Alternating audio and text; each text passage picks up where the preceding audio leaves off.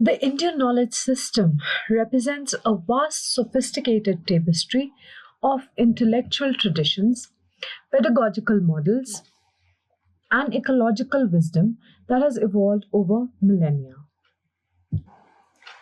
The Indian knowledge system encompasses a vast, diverse body of indigenous knowledge, traditions, philosophical schools, pedagogical practices, and scientific contributions that have evolved over the millennia.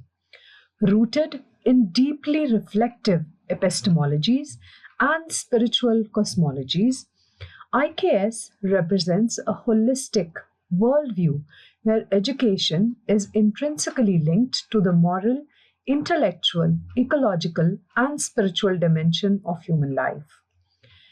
In the face of globalization and the dominance of Western epistemologies in contemporary academic discourse, there has been a grown recognition of the need to re examine and review indigenous knowledge system, particularly in the context of education and pedagogy. This is evident in recent policy frameworks such as India's New Education Policy of 2020, which explicitly calls for the integration of IKS into curricula to create an education system that is rooted in Indian ethos while being the future of today. At the intellectual level, IKS represents one of the world's most enduring civilization knowledge frameworks with rich contributions to science, philosophy, linguistic, medicine, art, and social thought. These traditions evolved not only in response to empirical realities, but also in alignment with the metaphysical and ethical inquiries that transcended disciplinary boundaries. At the practical level, the modern education system in India, largely shaped by colonial legacies, has often been critiqued for alienating learners from their cultural roots and for its limited engagement with context sensitive knowledge.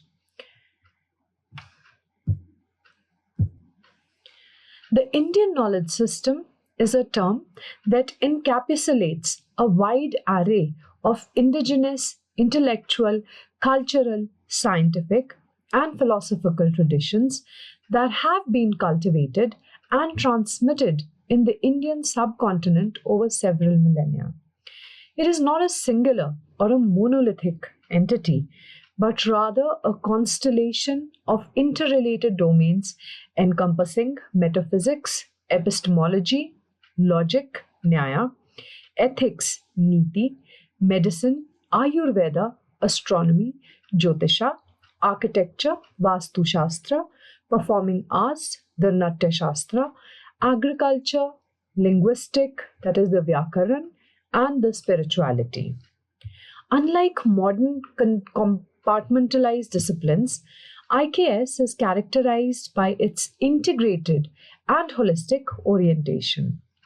Knowledge was not merely an intellectual exercise, but also meant to realize the deeper purpose of life, that is, moksha, liberation, dharma, righteousness, and artha, material well being. It is also rooted in experiential learning and context specificity, acknowledging the inseparable relationship between the knower, the known, and the means of knowing. Central to IKS is the recognition of multiple ways of knowing, including empirical, intuitive, spiritual, and contemplative methods, providing nuanced alternative to positivists and reductionist approaches. Indigenous pedagogies within the Indian knowledge system are underpinned by a set of core principles that distinguish them from the modern Western educational paradigms. Foremost among this is the Guru Shiksha Pramana, a pedagogical model based on the intimate and ethical relationship between teacher and student. In this system, learning was personalized, oral, dialogical, and deeply embedded in lived experience. The teacher was not merely an instructor, but a moral exemplar, guiding the student not just in knowledge acquisition, but in the cultivation of character and consciousness. Another hallmark of indigenous pedagogy is its emphasis on learning by doing, that is kriya, observation, that is darshana, and contemplation, that is nidhyasana. Education was not detached from the rhythms of everyday life. It was often embedded in rituals, stories, chants, crafts, and communal activities, reflecting an embodied approach to cognition and knowledge. This contrast with the often abstract and decontextualized learning is seen in modern form of education. The educational landscape of India has been shaped over centuries by a series of dynamic and diverse pedagogical traditions rooted in philosophical depth, cultural specificity, and spiritual aspiration. Long before the advent of colonial or modern systems of formal education, India fostered highly developed models of knowledge transmission that were embedded in community life, supported by strong teacher-student relationship and oriented towards holistic human development. This section traces the major phases in the evolution of indigenous pedagogies from the ancient Gurukul system to the monastic institutions of Buddhism. The synchronous educational spaces of medieval India, and finally the transformative impact of the colonial intervention. The Gurukula system represents one of the oldest and most foundational forms of indigenous education in India. Derived from the Sanskrit word guru, teacher, and kula, family or household, the Gurukula was not just a place of instruction, but a living, learning community where the student, that is the Shishya, resided with the teacher and engaged in lifelong learning. This system flourished during the Vedic and post-Vedic periods and emphasized moral education, spiritual inquiry, and the pursuit of Vidya, that is true knowledge, going far beyond the transmission of utilitarian information. The pedagogical philosophy of the Gurukula system centered on the Guru-Shishya relationship, which was considered sacred and transformative. Learning was imparted orally through memorization, chanting, and dialogic interaction, often guided by the student's aptitude and temperament. The curriculum included a broad range of subjects such as Vedas, grammar, logic, mathematics, astronomy, medicine, philosophy, and statecraft, often taught in an interdisciplinary manner. Significantly, the mode of learning was contemplative and immersive, encouraging students to internalize knowledge through disciplined practices, that is sadhana, humility, and service to the teacher. Indian educational traditions are deeply grounded in rich philosophical and epistemological frameworks that have shaped not only the content of knowledge, but also the manner of its acquisition and transmission. Unlike modern education, which often compartmentalizes disciplines and privileges rational empiricism, Indian knowledge system offers a far more integrated, experiential, and ethical approach. The foundational theories of knowledge, that is pramana, the holistic blending of diverse disciplines, and the vital role of oral traditions and memory together form the epistemic bedrock of indigenous pedagogies of India. Indian pedagogy traditionally resists the binary distinction between arts and science or between intellectual and moral development. The knowledge system functions on the principle of sambhanya, that is harmonious integration, where subjects such as logic, mathematics, linguistic, medicine, music, and ethics were interwoven in both content and method.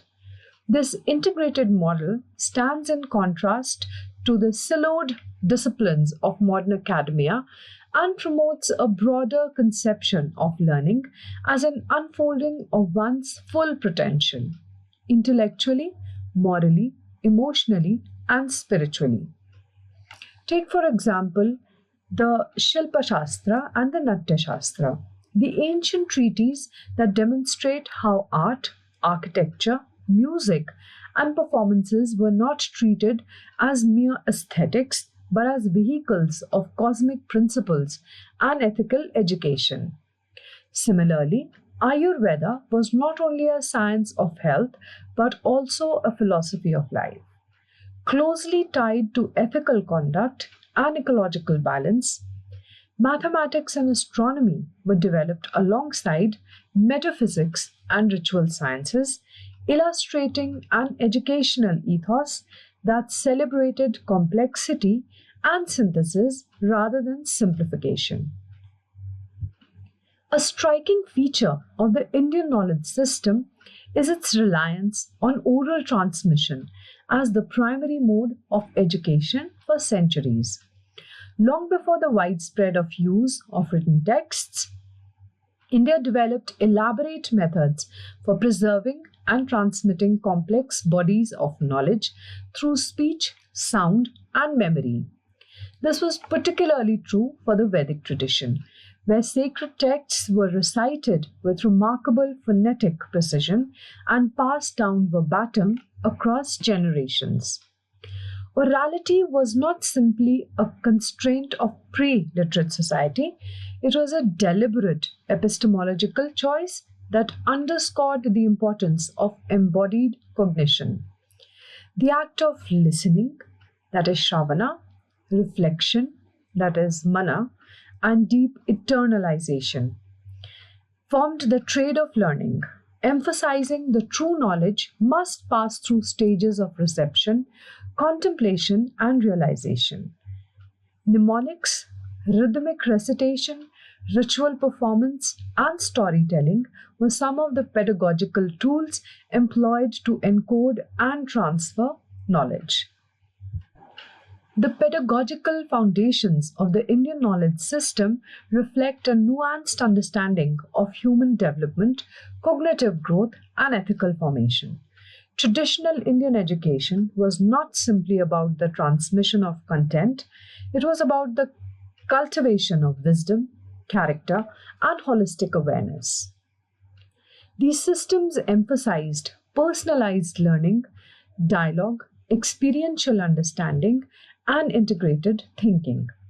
In contrast to the impersonal, standardized modes prevalent in contemporary education, IKS pedagogy was deeply relational to the context of sensitive and spiritual informed.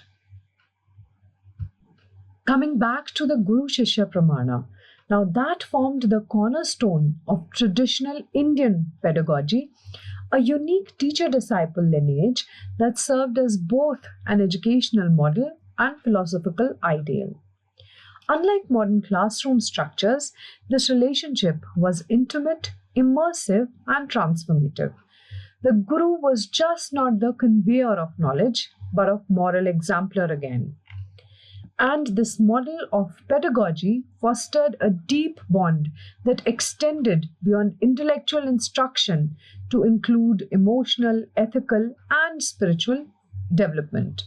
Learning often occurred in informal settings like forests, hermitages, ashramas, or temple courtyards, away from worldly distractions. The teacher would tailor instruction according to the student's aptitude, that is the adhikara, allowing for flexibility and personalization in pace and content.